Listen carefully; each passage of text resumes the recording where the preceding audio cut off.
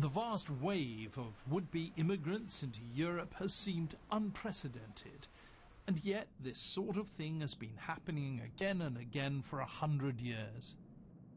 When Germany invaded Belgium in 1914, 1 million people fled the country, and 250,000 came to Britain. After 1945, an estimated 12 million ethnic Germans fled Eastern Europe. They took refuge in East and West Germany.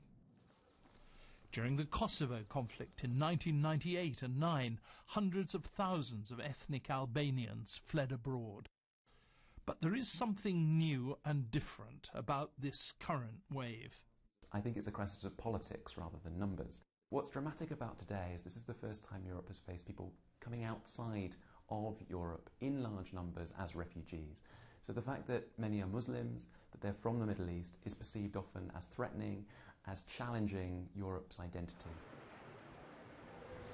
Even so, for centuries now, Britain, like the rest of Europe, has accepted great waves of immigrants, and each time it's needed at least a generation to absorb them. This process of absorption has never been as great as it is now, with more than 300 languages being spoken in the schools here in London. Yet with each new wave of immigrants, the basic reaction to them seems exactly the same. The Asians arrived in cold, wet weather at Stansted. We saw this divided response when almost 60,000 Ugandan Asians were forced out by Idi Amin in the 1970s. Some people welcomed them, others didn't.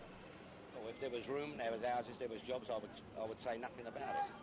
Nothing at all. But again, I say that we have too many coloured people in this country to be absorbed in our community at this time. That hasn't always been the international response.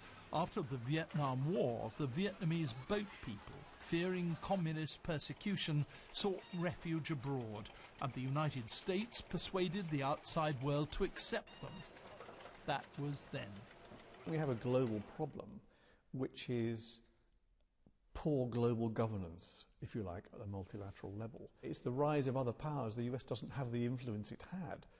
And the big powers don't agree fundamentally on some of these big issues, and Syria is a classic example. So the problems are not being fixed. No one can come in with the big stick and sort it out. And therefore we're left picking up the pieces in ways which are extremely difficult to deal with. An entire century of exile and homelessness. The pictures are remarkably similar. So's the cause, conflict and bad government. Unless they're dealt with, the flow won't stop.